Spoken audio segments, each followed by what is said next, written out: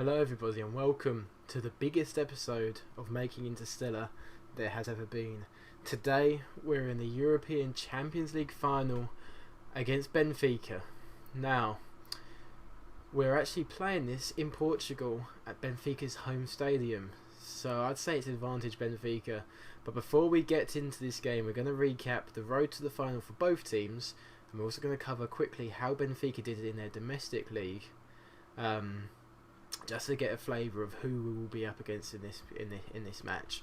So let's get started with our own Champions League schedule. We were drawn in a group containing Manchester United, Fenerbahce and Borussia Dortmund. Not the easiest group by any means, with Manchester United and Dortmund in there. And we qualified in second place.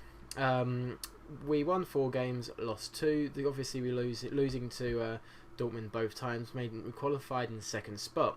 Now, we also qualified in the second spot last year, and it was and that's what killed us in the Champions League. And I thought that was going to be the case this year. We drew Bayern Munich. First leg was at home, and we got a 1-0 victory thanks to a goal 20 seconds into the game by Domenico Berardi. We then went to the Allianz Arena, and we followed that result up with a fantastic 3-2 victory. Unbelievable, that game. Very, very happy that we managed to win that, and thinking that gave me a little bit of optimism. If we can beat Bayern, we can beat anyone, and that was really put to the test because we were drawn against possibly the hardest team left in the tournament at that stage, Barcelona. Now, we went to the Nou Camp expecting to lose, and it was looking like it may end up that way. Lionel Messi tore us apart in that game, scoring 2 goals and putting them 2-0 up with an hour gone. Thankfully, Mario Balotelli got a 61st minute reply to Messi's goal, and he scored a 87th minute equaliser, which proved key. And if you notice, we only had 2 shots on target that game, and Balotelli finished both of them. And I'm not sure how he managed to get that result in the game. But what's important is that we got those 2 away goals, which meant we were under less pressure in the second leg. Now, as you can see, we drew 1-1 in the second leg. Balotelli scoring again.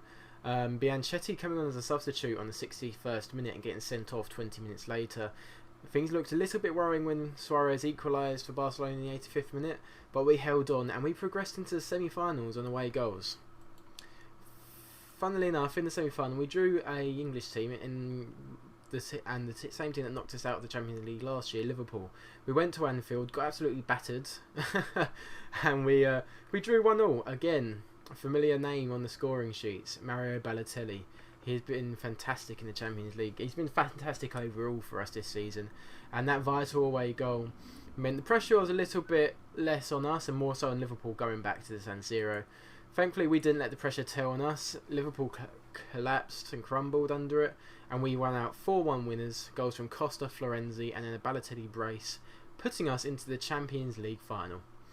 Now, let's look at Benfica's road to Champions League. Okay, we'll just get rid of all this. Okie dokie. Now, they had a group they had a pretty tricky group too. They had Zenit, Atletico and Roma. Let's see where they finished in their group. Group stages, all groups. Where are they? Benfica, where's Benfica gone? They finished top of the...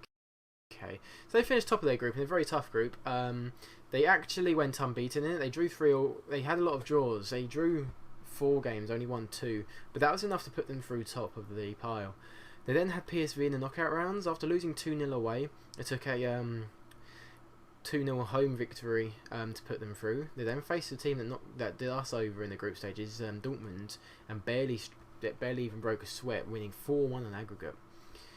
And then they came up against Real Madrid, and when I saw that Real Madrid had won the first leg 1-0 at home, as I made a mistake in the last Champions League video, I just assumed they were through.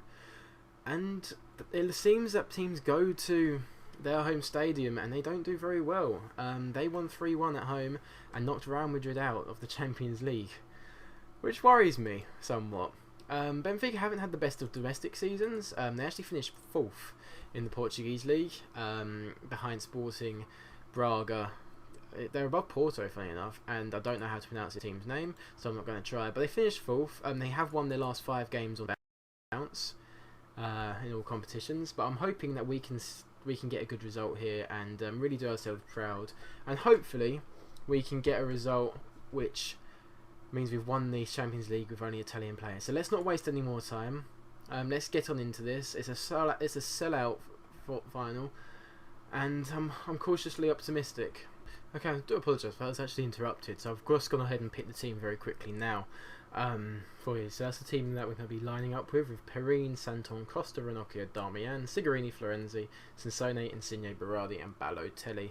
So let's get right on into this game. I'm hoping we'll be able to sort this out and get a good result here. Fingers crossed we can win. Okay, so who's favourites for this one? Doesn't say there. Oh, we are favourites, 6-4 favourites, and they're playing an interesting team. I don't really know their team too well, so I can't really comment on them. So let's oh, flipping heck, that was a bad team talk. We haven't managed to salvage it, but let's hope we can get a good result here. Come on, Champions League final.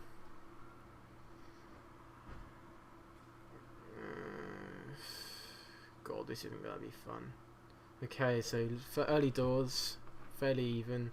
Benfica on the attack here. Leandro plays back to Inla.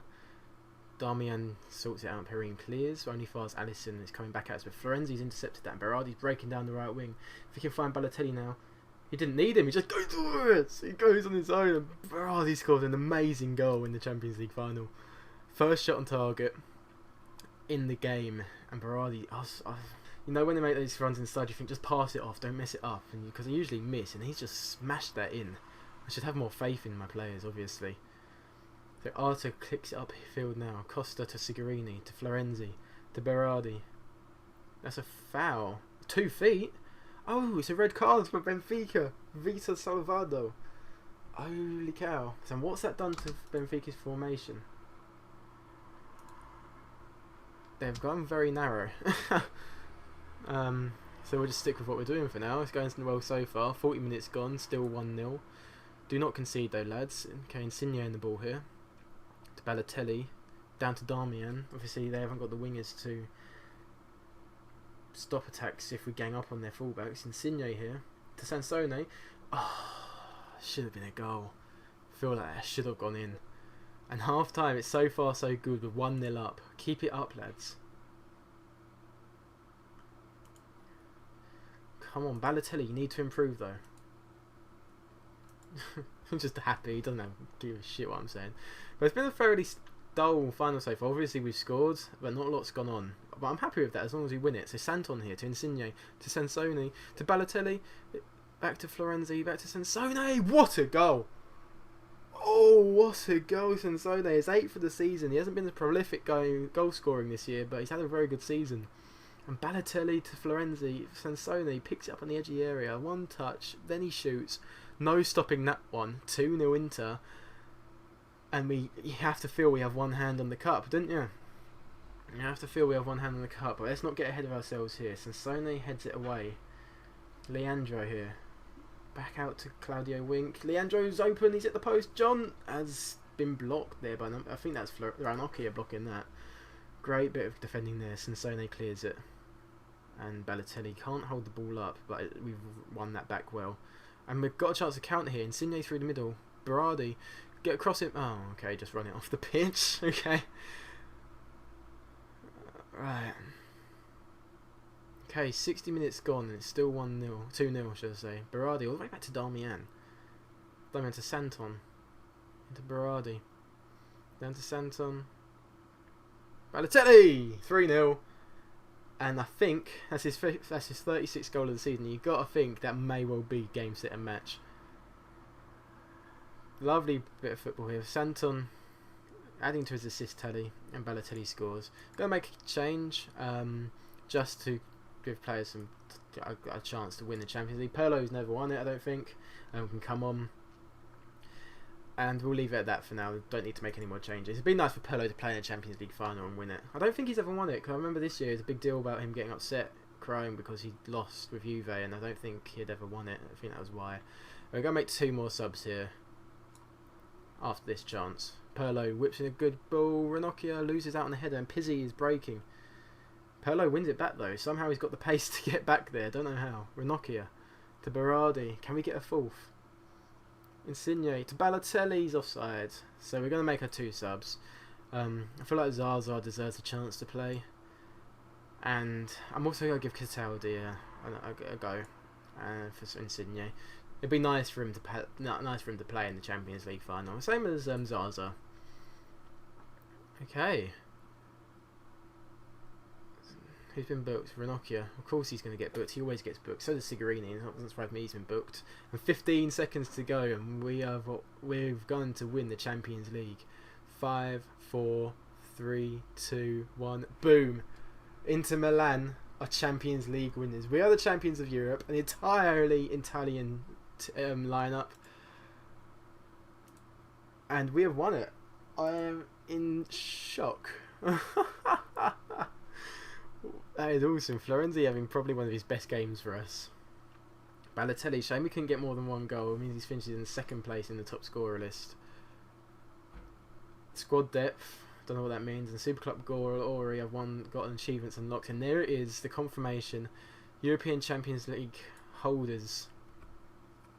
Let's go up. Interlift Champions Cup. To celebrate a double with cups. Okay, technically it's a treble because we won the thing. Given 7.5 million.